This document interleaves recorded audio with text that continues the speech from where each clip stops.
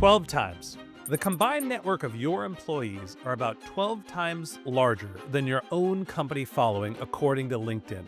That's a distribution engine sitting inside your company that's mostly unused. Personal profiles generate 5 times more reach than company pages. But the people with the most credibility in your organization, your executives, aren't publishing. So, how do you activate the people who actually have authority without turning executive content into a distraction? I'm Benjamin Shapiro, and today I'm joined by Adam Rich, the CEO of Known For, which turns professional expertise into consistent executive content using an expert-in-the-loop editorial system. Adam was also the founder of Thrillist, which he scaled to 300 million monthly users before its acquisition by Vox Media. And today, Adam is going to explain why LinkedIn authority in B2B marketing is shifting from brands more to people.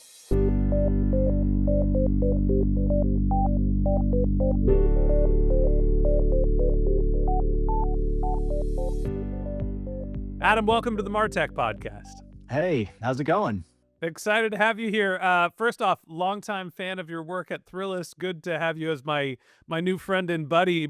You went from running B2C media property that guys like me know and love to B2B marketing. What went wrong? Yeah, well, living the dream. Really, the death of the media industry at large kind of slowed my role in terms of pursuing that exact channel. But the common thread between both Thrillist and Known For is these were things that I needed just as a person in my life.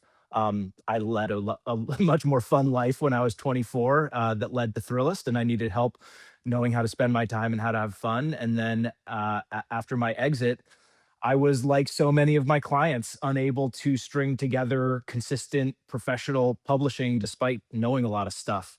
And realized that I had the insight and the tools to create something that really solved a problem for me. Sadly, the party ends for all of us, but looks like you're doing great right now. And I want to talk about LinkedIn and some of the content strategies that are working there specifically today. It always seems like the person that you sit down and have a beer with is insightful and knowledgeable about their area of expertise. And then you go on LinkedIn and it's just everybody else shouting from the rooftops the same all sorts of stuff. Why does that happen? And why can't you get real thought leadership into LinkedIn?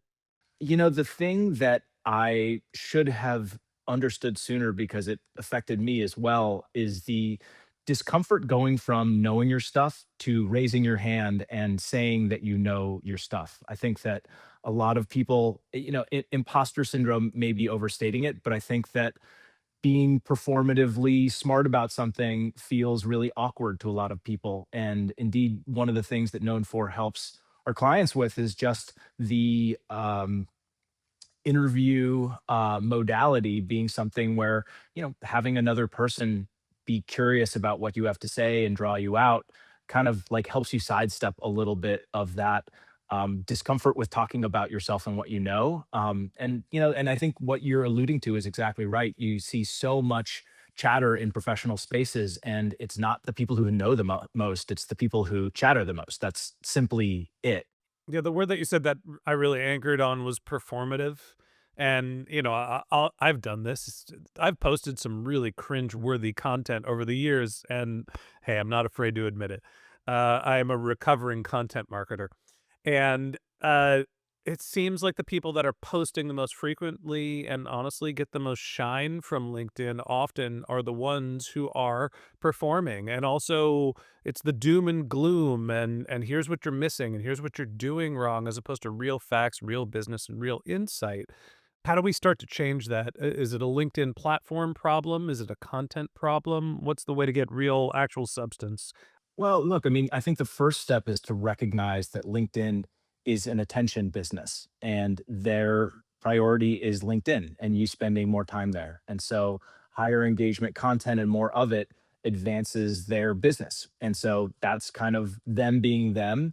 I think where people run into problems is thinking that LinkedIn is something that it isn't, that it's there to help your career, that it's there to help you get a job.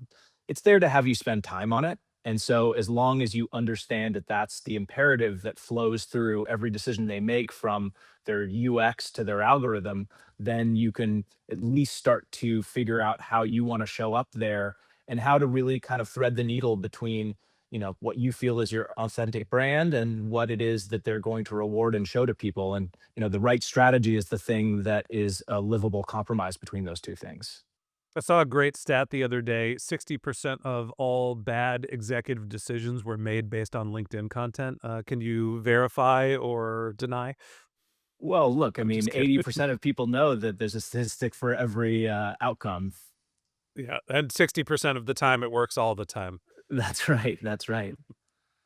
Let's talk The a little bit Sex about Panther correlate. executives. Yeah, Exactly, and I think some of that's actually working on LinkedIn is like, "I tried this thing once, it must be totally. true, I'm gonna shout it from the mountaintops."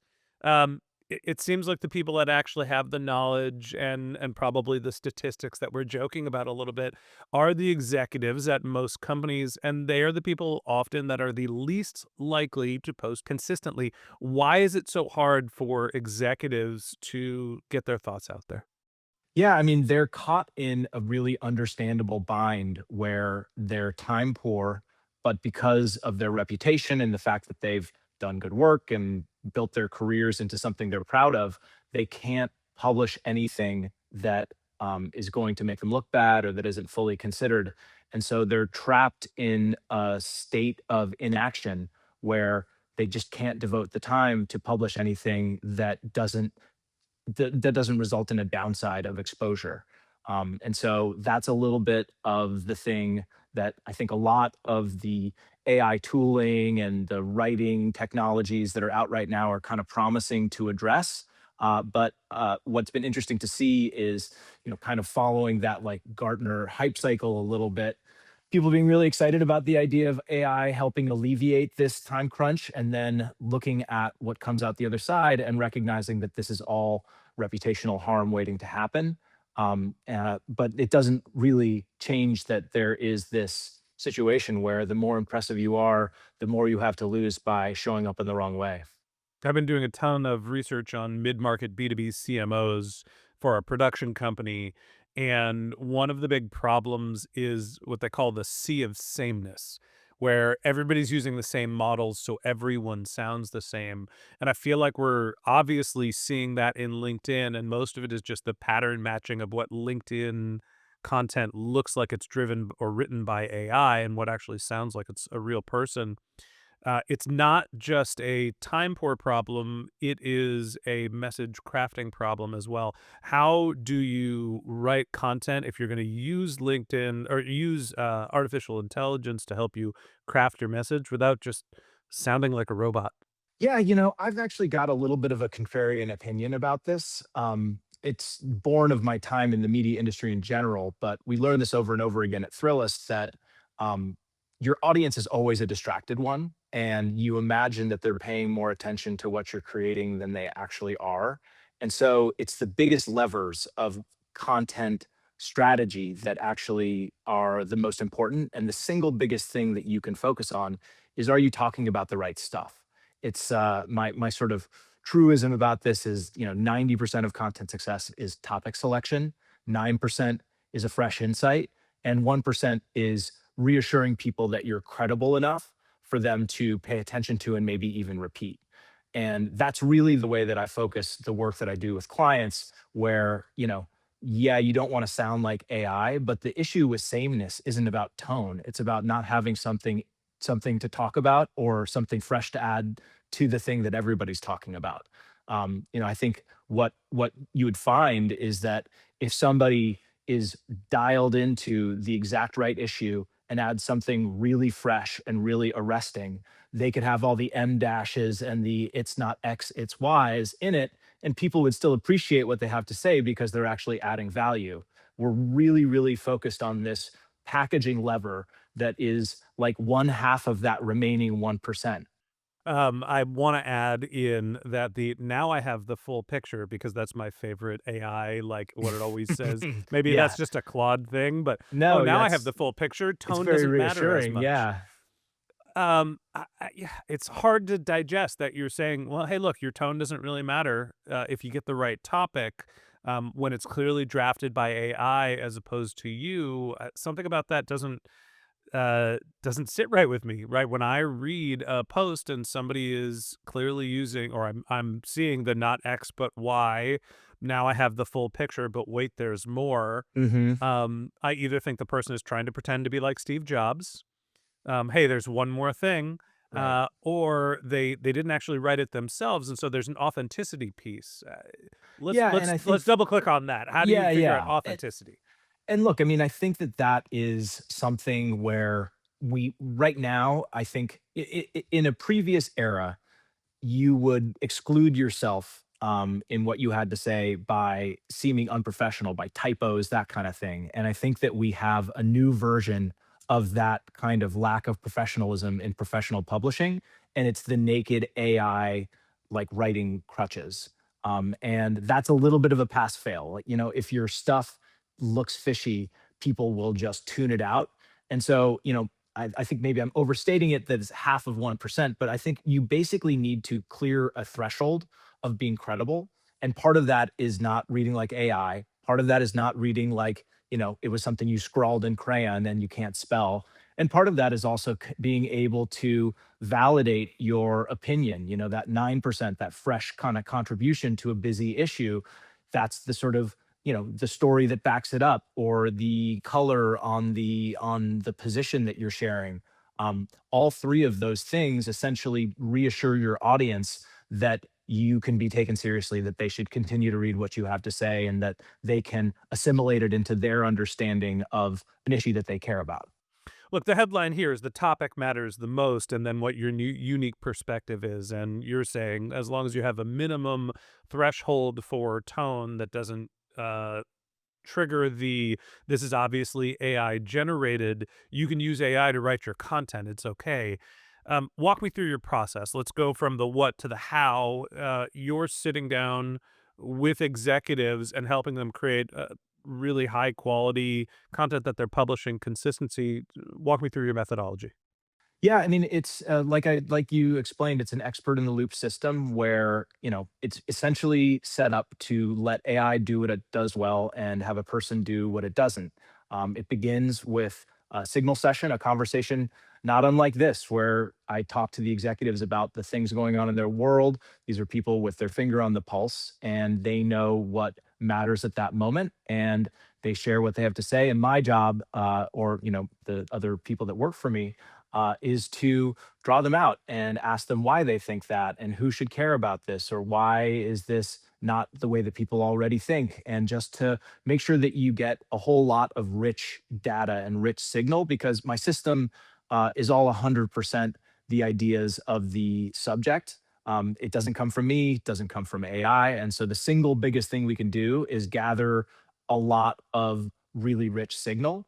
And then, the steps from there have these points of editorial intervention where, we make sure that it's organizing the content around a coherent assertion, something that's interesting, something that adds value, because these are always going to be busy topics. The right content strategy isn't to talk about something that nobody's thought about yet and that you're going to blow them away. I mean, the New Yorker gets to do that sometimes, but even they don't always. And so that idea of the fresh assertion is something that has a lot of editorial rigor to it in the process that we built. And then, taking it through the packaging, making sure it's platform native. We do a lot of help for LinkedIn, but I run a bunch of newsletters for clients that don't want to have to worry about feeding the beast, but know that a weekly newsletter is a really direct connection with your audience, in a way to really kind of claim a lot of voice in their consideration. So that's sort of one of the later steps in the thing, and ultimately everything gets like a human pass just to catch I get the full pictures of it all.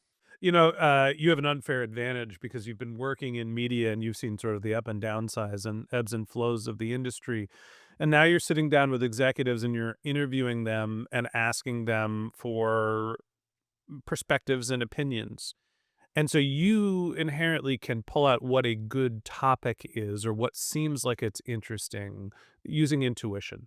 Most of us that haven't worked in media for a long time don't have that skill. So how can we recognize what a good topic would be like what you're doing?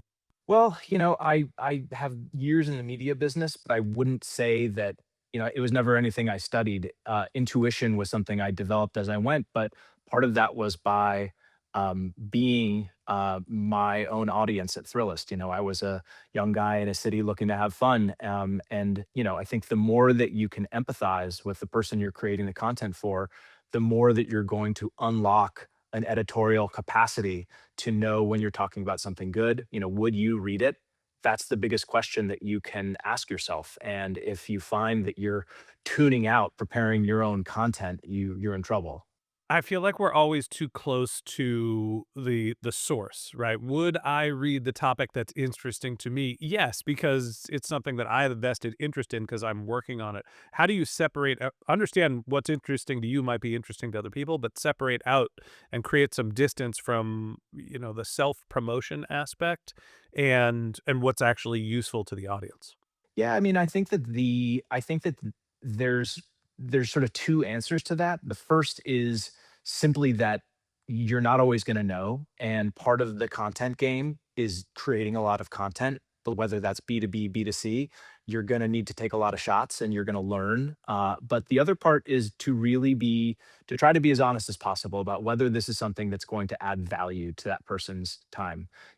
Early on at Thrillist, we made a strategic decision that we would only ever publish recommendations. It was always going to be something that came to you and told you something that was worth remembering and trying. And that idea of always showing up with some value to confer was something that I think anyway helped us really earn the devotion of the audience that we built.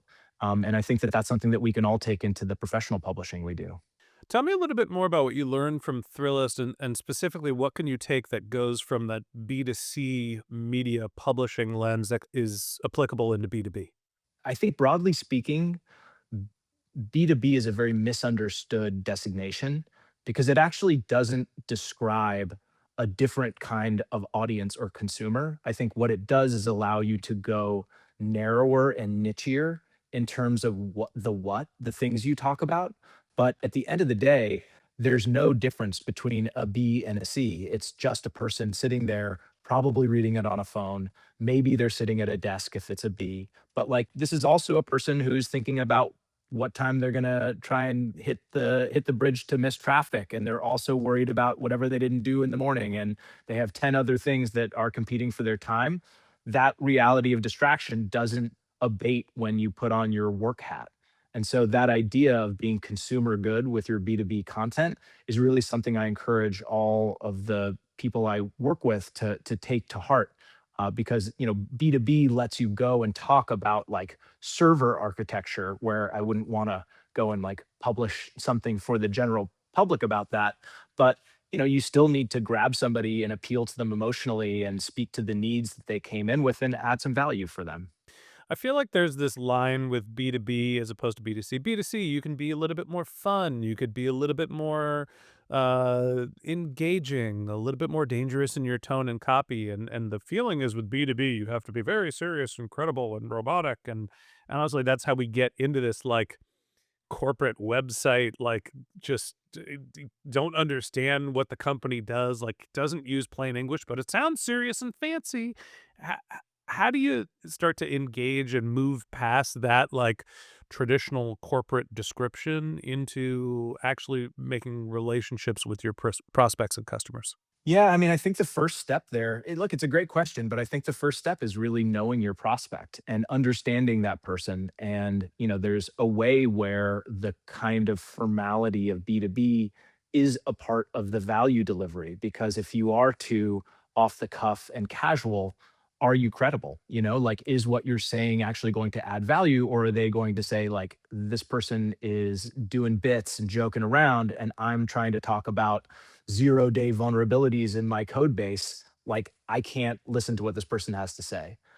So that's an example of too casual a tone undermining value. But when a more casual tone or a more conspiratorial kind of message allows this person to feel that you're empathizing with them, that you relate to them, that you share their position. There's a lot of value to be gained by, kind of loosening the tie a little bit. I think, you can't know the right answer to that though until you understand who it is that needs to care about what you're saying and what it is they need to feel in that tone in order to come away the better for engaging with you.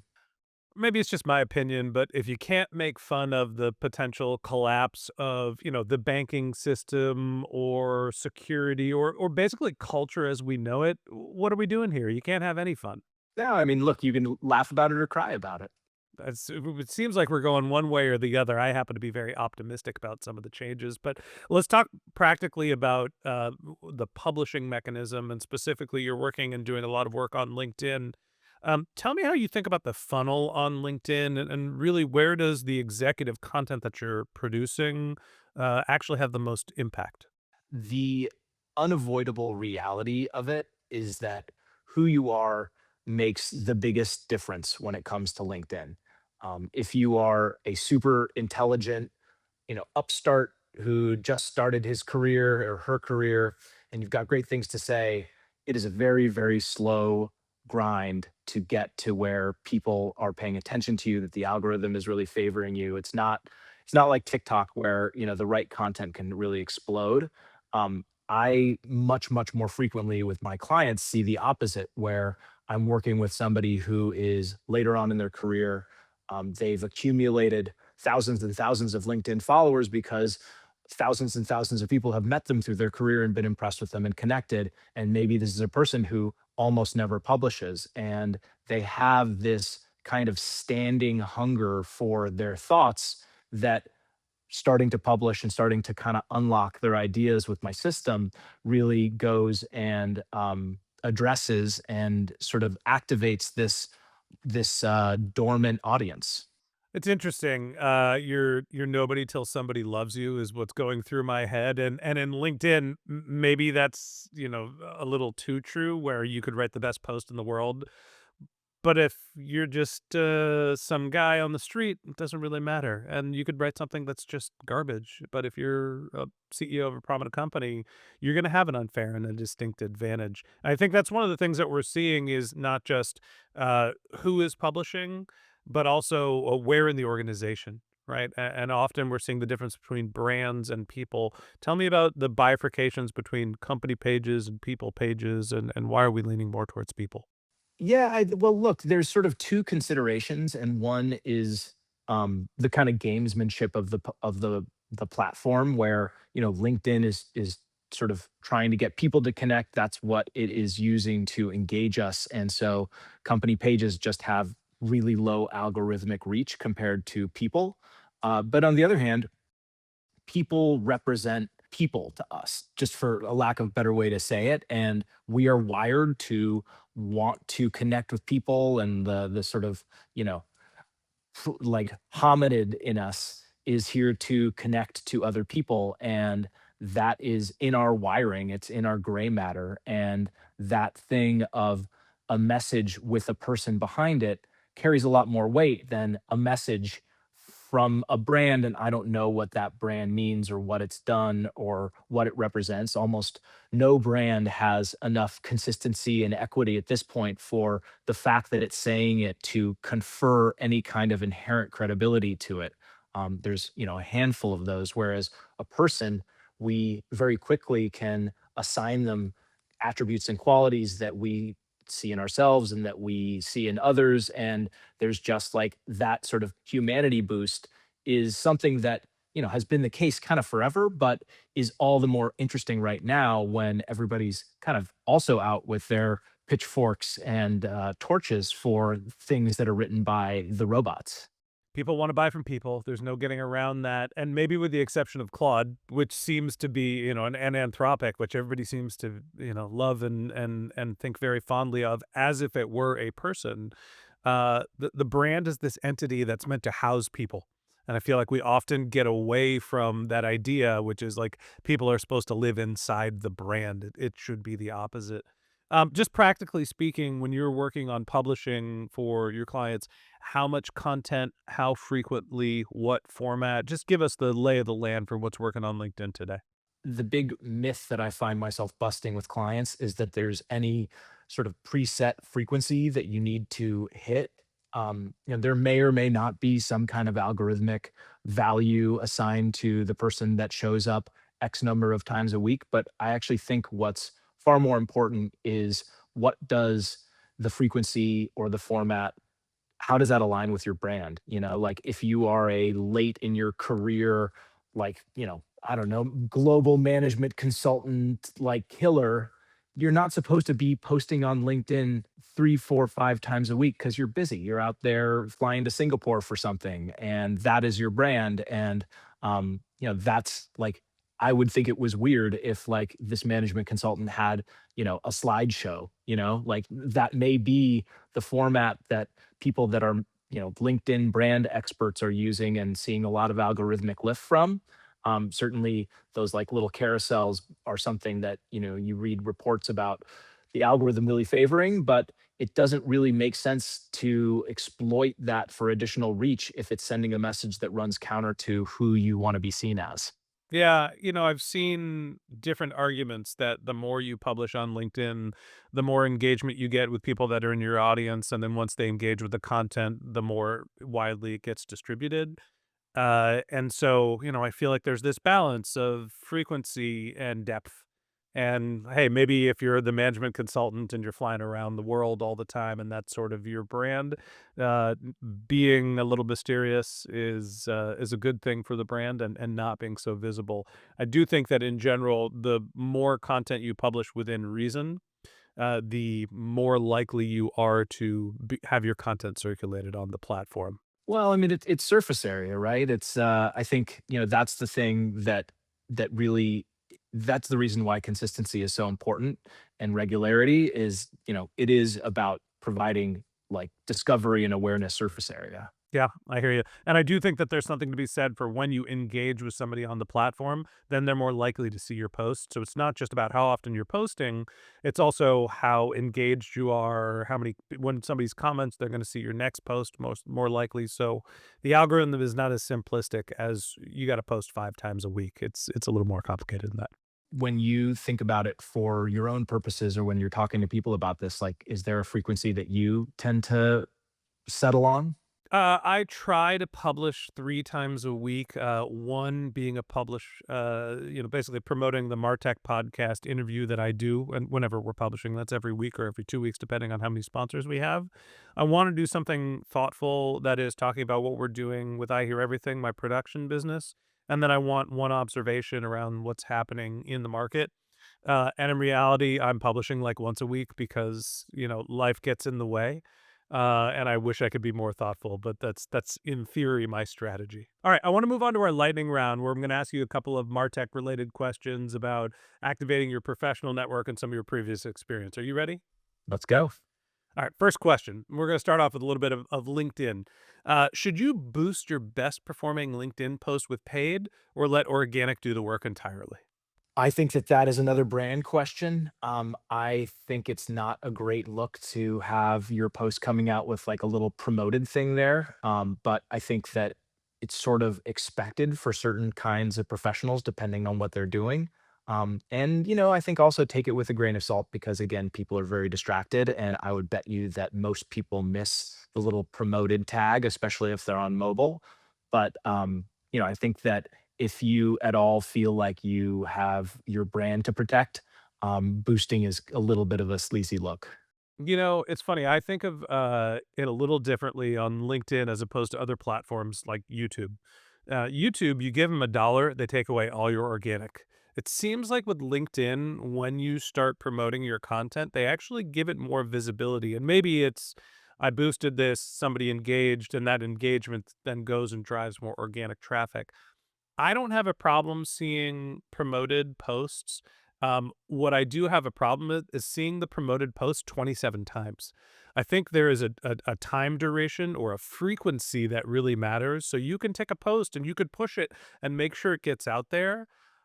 But I don't want to see your same post for 3 weeks in a row. Now you're just cluttering my feed, and then I start to be more aware of the posting. And that's my personal opinion. Well, and I think that there's also a little bit of an intent thing where, if we're talking about the CEO of some company with a thought on an important issue. I mean, that's sort of an organic message.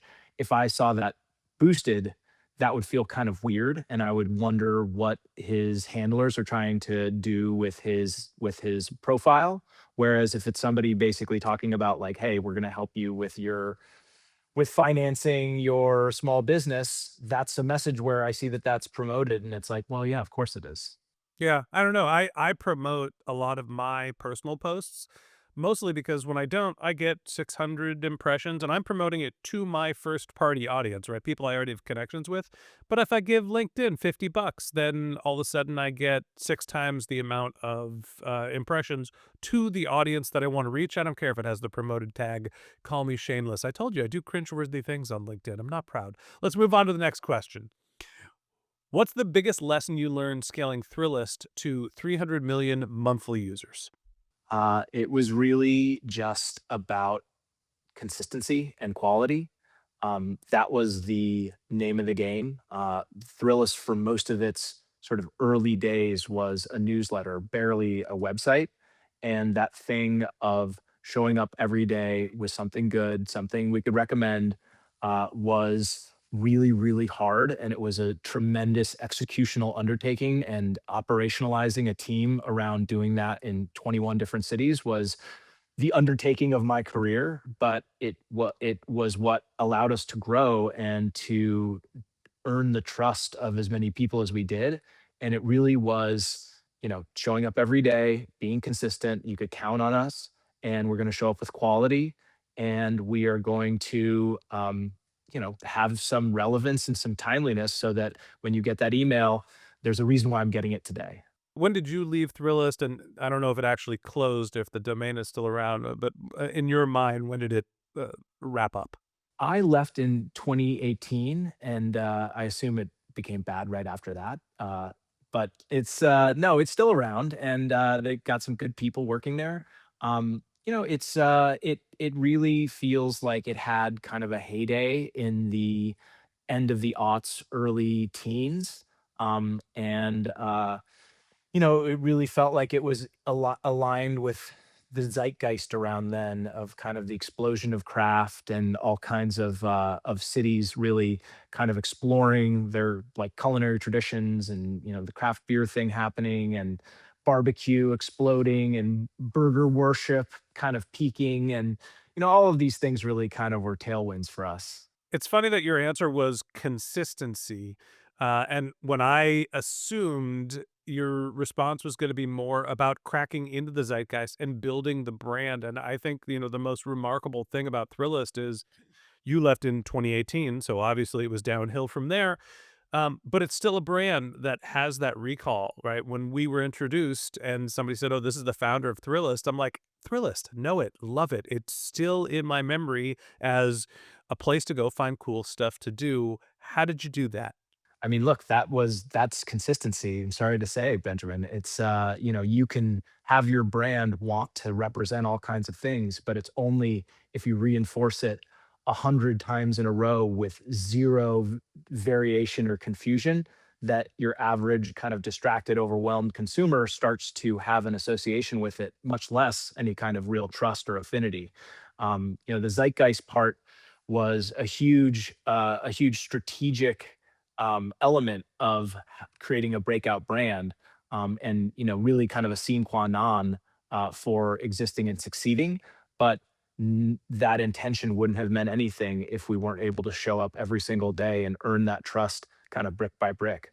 All right, I'm bouncing around back and forth. We're going to go back to LinkedIn. Go. True or false? Putting links in your LinkedIn post kills your reach. True. I feel like every now and then you'll see something where someone at LinkedIn is like, no, no, no, that's not true anymore. But like, anecdotally, you can see that, that is still kind of what's happening. And then from a commonsensical standpoint, why would they facilitate people leaving LinkedIn when this is an attention business? Somebody on LinkedIn can say no links don't affect your posts on LinkedIn, but they're definitely not putting a link in that post because no one would see it if they did. That's right. Let's That's move on right. to the next question. What's one LinkedIn best practice that is actually a waste of time? Well, I mean, this is going to kind of get back to the consistency conversation we were just having, but I think that feeling like you've got to publish at some schedule that is misaligned with your brand or your pace of insights is a really quick way to waste a lot of time and probably turn people off of you and your message. It's you'd love to have something great to say every day, but if that's just not the frequency with which you're finding you've got stuff that's really must read, you're better off publishing less and having it be better.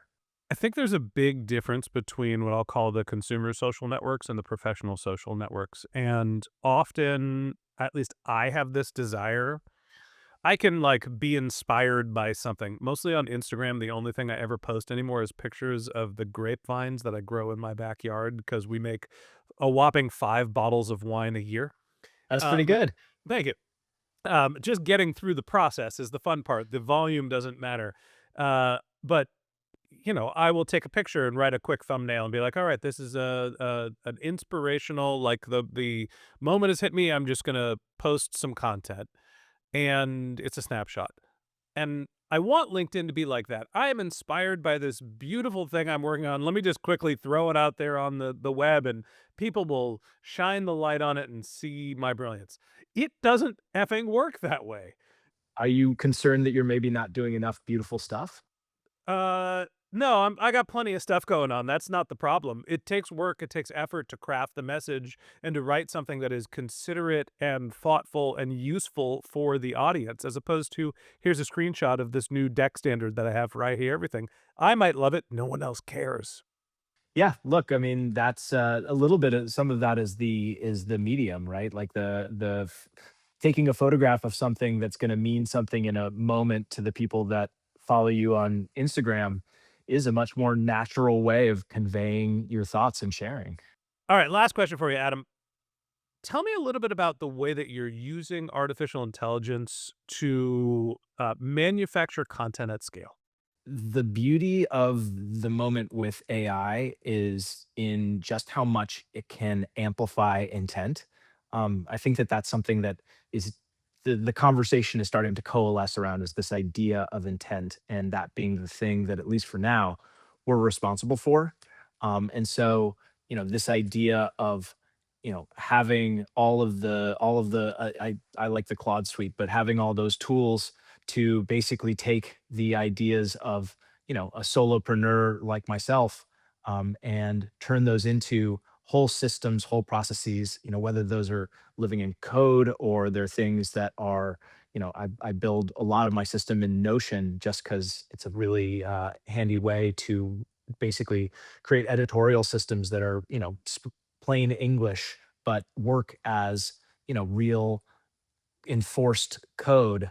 That's sort of a remarkable way to translate what I did for years at Thrillist, where you had documentation and you had rules and you had people and you would talk to them about how you did this, and that same kind of editorial discipline is something that having AI be this language system really just is like it's like a one-to-one comparison. Yeah, it's funny. I think that's one of the reasons why we see eye to eye. We're both sort of in the same boat in the sense of being solopreneurs or people that are managing relatively small teams, but trying to do really big things. And I think that using Claude Code or any of the other coding agents allows organizations to be smaller, but also take on a big challenge. So, we'll have to keep doing it, and let's keep exchanging some notes there. That sounds great. Well, thanks for having me on. All right, Adam. Great to have you on the podcast. Thanks for coming on and being my guest. And that wraps up this episode of the MarTech podcast. Thanks to Adam Rich, the CEO of Known for joining us. If you'd like to get in touch with Adam, you can find a link to his LinkedIn profile in our show notes or on martechpod.com. You can always visit his website, which is getknownfor.com. And if you haven't subscribed yet and you want a daily stream of marketing and technology knowledge in your podcast feed, hit the subscribe button in your podcast app or on YouTube, and we'll be back in your feed next week. All right, that's it for today. But until next time, my advice is to just focus on keeping your customers happy.